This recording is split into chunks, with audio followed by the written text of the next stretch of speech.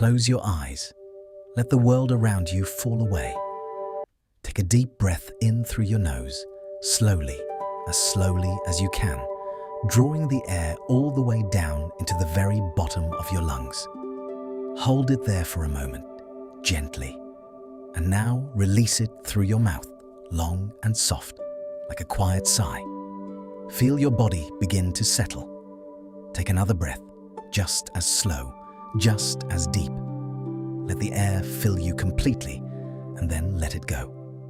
With each breath you take, you feel a little heavier, a little more still, a little more at ease. Now bring your attention to the top of your head.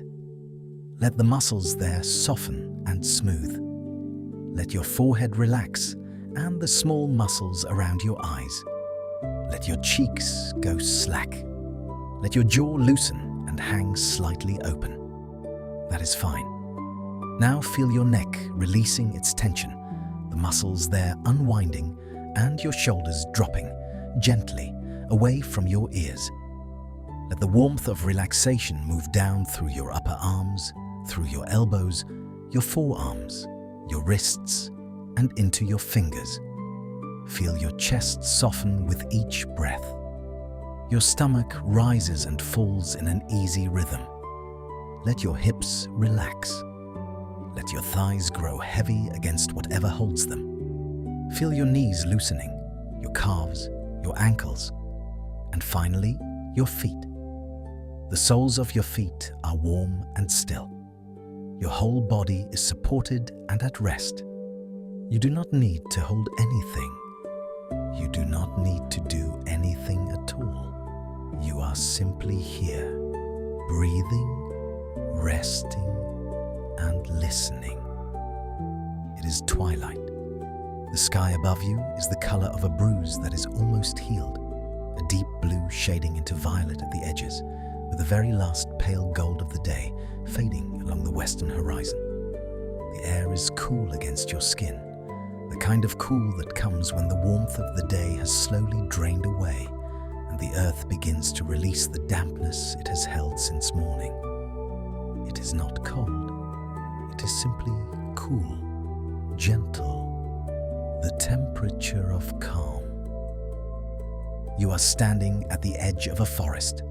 The trees before you are tall and dark, their trunks rising from the earth like pillars, their branches reaching upward and outward and intertwining overhead to form a canopy so dense that only the smallest fragments of sky are visible through it. The trees are old.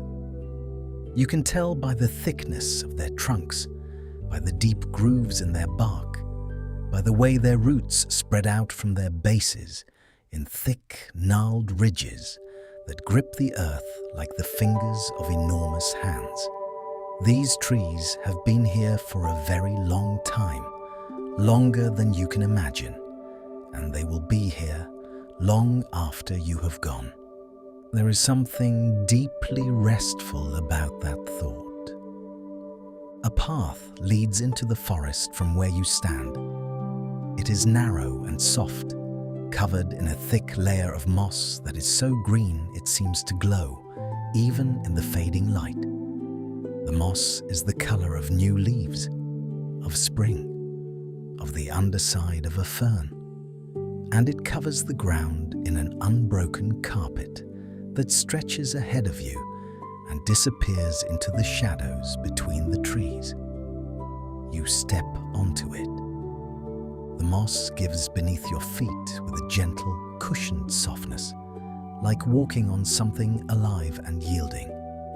Each step presses down into it slightly, and when you lift your foot, the moss slowly rises back into place, erasing your footprint as though you were never there. The texture beneath your feet is cool and slightly damp, and you can feel it even through your shoes. That gentle give, that quiet softness. You walk slowly. There is no reason to hurry. There is no place you need to be. As you move deeper into the forest, the last of the daylight fades behind you. The sky above the canopy darkens from violet to a deep, rich indigo, and the spaces between the trees grow dim and shadowed. But you are not in darkness. Scattered along the edges of the path, growing in small clusters at the bases of trees and on the surfaces of fallen logs, there are mushrooms. They are small, no larger than the palm of your hand, with smooth, rounded caps and slender stems, and they glow. The light they give off is soft and pale, a gentle blue-green, the color of moonlight filtered through water. It is not bright, it is barely more than a whisper of light, but it is enough to see by, enough to light the path ahead of you in a soft, steady glow that seems to come from the earth itself. You walk among them. The glowing mushrooms are everywhere, dotted along the path like tiny lanterns, clustered on the roots of trees, nestled in the hollows of old stumps. Some grow alone, a single point of soft light in the dark moss. Others grow in groups of 3 or 4, their caps touching, their combined glow casting a small, pale circle on the ground around them. The light they give is cool and calm, without flicker or movement, as steady as the earth they grow from. The air inside the forest is different from the air outside. It is still and cool and carries the smell of pine, not the sharp, resinous smell of freshly cut wood, but the softer, deeper scent of pine needles that have fallen and settled and slowly become part of the earth. Beneath the pine, there is another smell, rich and dark and ancient.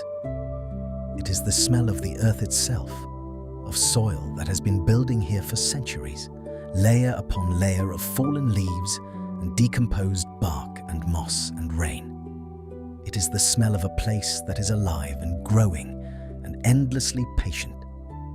You breathe it in slowly, and it fills you with a feeling of quietness. The path curves gently to the right, following the contour of the land as it slopes downward. The trees on either side of you are enormous. Their trunks are wider than you could wrap your arms around, and their bark is thick and deeply furrowed, covered in patches of lichen and moss that grow in soft, irregular shapes of grey and green. You reach out and touch one as you pass. The bark is rough beneath your fingers, cool and slightly damp, with deep grooves that your fingertips settle into naturally. The moss that grows on it is softer than the bark, plush and dense, like velvet that has been left out in the rain.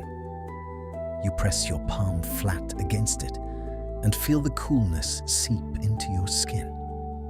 It is the coolness of something that has been in shade for a very long time, something that knows only stillness and quiet and the slow passing of seasons. You walk on. The path is still soft beneath your feet, still cushioned with moss, and the glowing mushrooms continue to light your way in their gentle, steady blue-green. The forest is very quiet. There are no birds singing at this hour. There is no wind moving through the branches above. The only sound is the faintest rustle of your own footsteps in the moss. So soft, it is barely a sound at all, more like the memory of a sound, like something heard in a dream. And then, gradually, you become aware of another sound. It is very faint at first, a murmur at the edge of hearing, so quiet you are not sure whether you are truly hearing it or only imagining it. But as you continue walking, it grows, slowly, steadily, until you can recognize it. It is water, a stream somewhere ahead, moving over stones. The path leads you down a gentle slope, and the sound of the water grows clearer with each step. It is a soft, continuous sound, a gentle burbling and trickling, like a voice speaking very quietly in a language made entirely of vowels. The stream appears before you at the bottom of the slope, cutting a narrow channel through the forest floor. It is not wide, perhaps 3 or 4 paces across, and the water is shallow and clear. Even in the dim light of the glowing mushrooms, you can see the stones on the bottom, smooth and round and pale, worn to softness by years of water passing over them. The stream moves slowly. It does not rush, it does not tumble. It simply flows, steady and patient, the water sliding over and around the stones with a sound that is constant and gentle and deeply, endlessly soothing. The surface of the water catches the faint glow of the mushrooms along the bank and reflects it back in soft, shifting patterns of pale blue-green light. Small ripples form where the water meets a stone and then dissolve downstream, reforming and dissolving, reforming and dissolving, over and over, without end. There are stepping stones across the stream. They are large and flat and set close together, their surfaces dark and smooth and just barely above the level of the water. You step onto the first one. It is solid beneath your foot, steady and cool, and the water slides past on either side of it, murmuring softly. You pause there for a moment, standing on the stone in the middle of the stream, and look down. The water is clear enough to see through, and the stones on the bottom are pale and round, each one a slightly different shade of grey, or cream or brown, worn smooth over years of patient flowing. Small dark leaves rest on the bottom between the stones, settled there by the current, and they shift very slightly in the water's gentle pull. You step to the second stone, and then the third. The water moves beneath you, around you, and the sound of it fills the quiet forest, a gentle, ceaseless whisper that seems to say nothing and everything at once. The coolness of the stream rises toward you, a faint, clean chill that touches the skin of your ankles and the backs of your hands. It is a pleasant coolness, refreshing and calm. You cross the stream one slow step at a time and reach the far bank. The ground on this side of the stream is softer still. The moss here is thicker, deeper, a rich, dark green that seems to absorb what little light reaches it. Your feet sink into it with each step, and the sensation is like walking on a cloud, or on something even softer than a cloud, something that has no name but only a feeling. The air is cooler here, closer to the water, and it carries the fresh, clean smell of the stream mixed with the pine and earth of the forest. You continue along the path. It winds between the ancient trees, rising and falling gently with the contour of the land. The mushrooms continue to glow along its edges, their light unchanging, their presence as steady and reliable as the earth beneath your feet. Occasionally, a root crosses the path, thick and knotted and covered in moss, and you step over it carefully, slowly, feeling the different texture beneath your foot as you do. The hardness of the wood beneath the softness of the moss. Above you, through the gaps in the canopy, you can see the sky. It is fully dark now, a deep velvet black, and the first stars are appearing. They are faint at first, tiny points of white light, barely visible through the web of branches overhead. But as your eyes adjust, you see more of them, scattered across the narrow strips of sky between the leaves, like grains of salt on a dark cloth. The stars do not twinkle here. They are steady and still, small and far away, and perfectly calm. And then the path opens, and you step into a clearing. The clearing is not large. It is a roughly circular space in the forest, perhaps 30 paces across, where the trees have drawn back and left an opening in the canopy above. The ground is covered in the same deep, soft moss as the path, and it stretches from one edge of the clearing to the other in an unbroken carpet of dark green. In the center of the clearing, there is a single oak tree. It is the largest tree you have seen tonight, its trunk so wide and so old that the bark has formed deep, winding channels across its surface, and its roots spread out from its base in every direction, thick and gnarled and covered in moss, creating natural hollows and resting places between them. But it is not the tree that holds your attention first. It is the fireflies. They are everywhere, dozens of them, perhaps hundreds, drifting through the air of the clearing in slow, lazy paths, each one carrying a tiny, warm light. Their glow is different from the mushrooms. It is warmer, a soft gold green, and it pulses gently, brightening and dimming in a slow, unhurried rhythm, like breathing.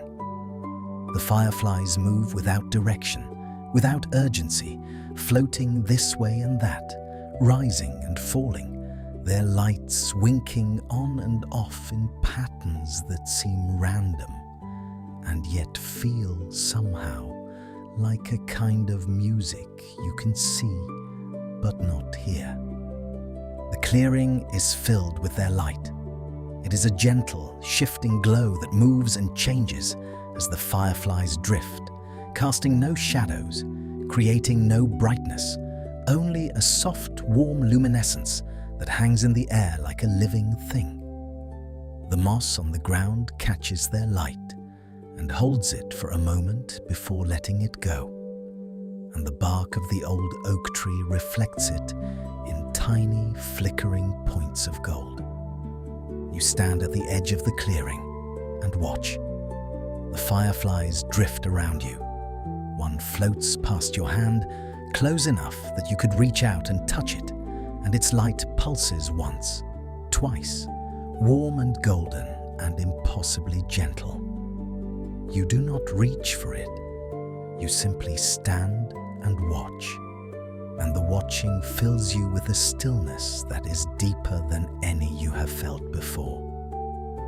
Above the clearing, through the opening in the canopy, the sky is wide and dark and full of stars. The moon has risen. It is not full, just a slender crescent, pale and silver, hanging low in the sky. Its light is faint, barely enough to see by, but it falls into the clearing in thin, silver-white beams that mix with the gold of the fireflies and the blue-green of the mushrooms along the edges of the trees.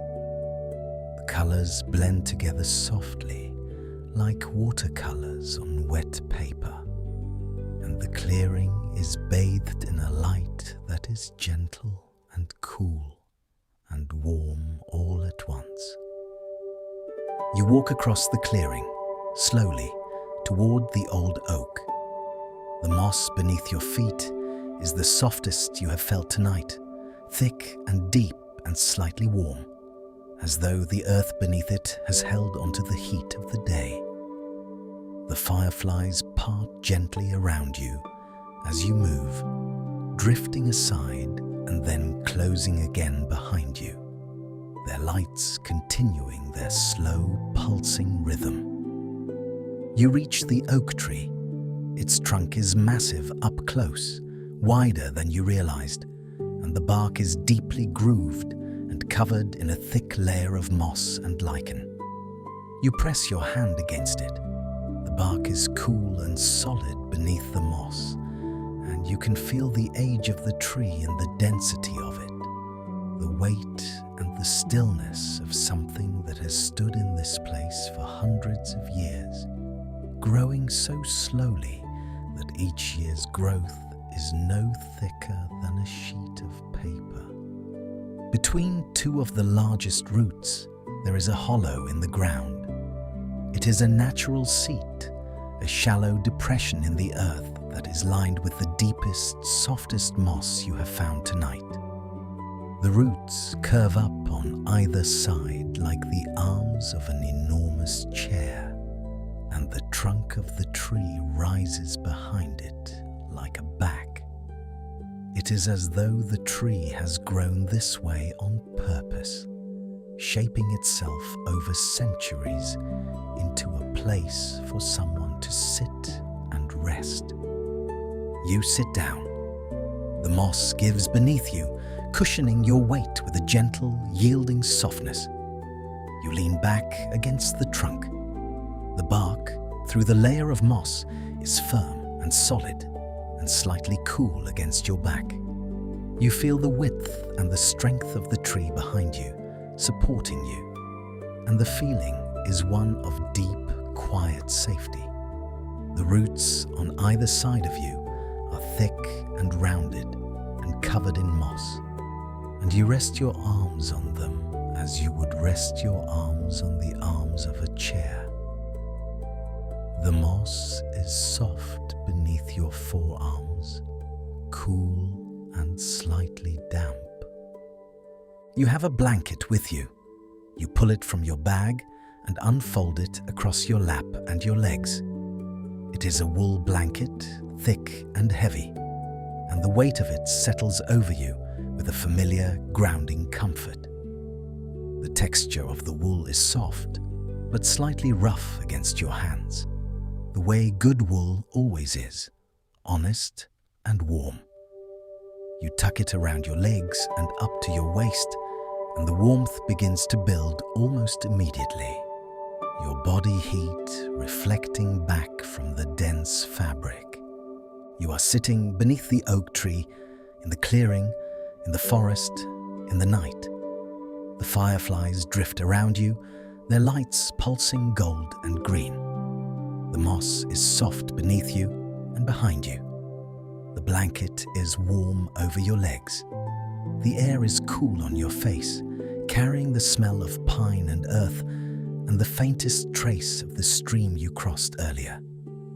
You feel the ground beneath you, solid and ancient, and you feel the tree at your back, solid and ancient, and you feel the air around you, cool and still, and everything is held in a perfect, quiet balance. You notice the small details of the clearing now that you are still. A beetle moves slowly across one of the oak roots near your hand, its dark shell catching a flash of firefly light as it passes. A single leaf drifts down from the canopy above, turning slowly as it falls, and lands on the moss a few paces away without a sound.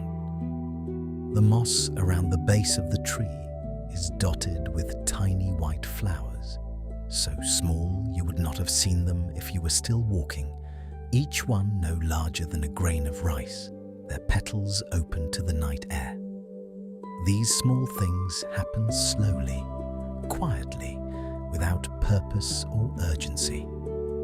They are simply the life of the forest, going on as it always goes on, whether anyone is watching or not. From somewhere deep in the forest, far away, you hear an owl. Its call is low and soft, 2 notes, one slightly higher than the other, repeated at long intervals. It is not a sharp sound. It is a round, hollow sound, like a voice speaking into a clay pot, and it carries through the still air of the forest with a gentle clarity. The owl calls once, and then the silence returns. It calls again. A minute later, the same 2 notes, unhurried and calm. It is the sound of the forest at night, the sound of a world that is awake but quiet, that is alive but at rest. You watch the fireflies. They drift through the clearing in their slow, aimless paths, rising and falling, their lights blinking on and off. Some float high, near the lower branches of the oak, and their glow catches on the leaves above, illuminating them from below in tiny flashes of gold. Others drift low near the ground, their light reflected in the deep green of the moss. They make no sound. They are silent and slow and impossibly gentle. Above you, through the opening in the canopy, the stars are brighter now. Your eyes have adjusted to the darkness, and you can see more of them than before, scattered across the sky in clusters and chains and solitary points of light. The crescent moon has moved higher, and its silver light falls into the clearing in a thin, pale wash that lies over everything like a veil. The moonlight and the firelight and the starlight and the mushroom light blend together into something that has no single color, only a soft, shifting warmth that seems to come from everywhere and nowhere at once. The owl calls again, far away, two low, round notes, and then silence. The stream murmurs in the distance. You can still hear it from here, faintly, a continuous, gentle sound beneath the silence, like a conversation held in whispers. The water flows on, as it has always flowed, over the smooth stones, through the dark earth, steady and patient and calm. You pull the blanket a little higher. The wool is warm now, warmed by your body, and its weight across your chest is comforting and grounding. Your back is supported by the tree. Your arms rest on the mossy roots. The earth beneath you is soft and still. Your breathing is slow. Each breath comes easily, without effort, a gentle rise and fall that matches the rhythm of the fireflies, the rhythm of the owl, the rhythm of the stream. You are not trying to slow your breathing. It has slowed on its own, finding its own pace, the pace of the forest, the pace of the night. The cool air touches your face. It is gentle and clean. It smells of pine needles and damp earth and the faintest sweetness of moss. You breathe it in and it fills you, and you breathe it out and it leaves you. And each breath carries a little more tension away, a little more thought, a little more awareness of anything beyond this clearing, this tree, this soft and quiet night. The fireflies drift, their lights pulse, on and off, on and off, slow and warm and golden. The stars are steady above you, small and white and far away. The crescent moon hangs in the dark sky. The moss is soft beneath you. The blanket is warm over you. The tree is solid behind you. Your eyes grow heavy. The lights of the fireflies blur slightly, their gold spreading into soft halos that overlap and blend. The stars above seem to shimmer, just barely, as your eyelids begin to lower. The owl calls once more. Two soft notes, far away, gentle as a whisper. The stream murmurs on, steady, quiet, constant. Your hands are warm beneath the blanket. Your feet are still. Your body is heavy and at rest. The forest holds you. The tree holds you. The earth holds you. The fireflies drift, their lights pulsing, slower now, or perhaps it only seems that way. The pine and the earth and the moss, you can smell them still, soft and deep and old. The stars through the canopy, small points of light, scattered across the dark, like seeds, like dust, like something half-remembered.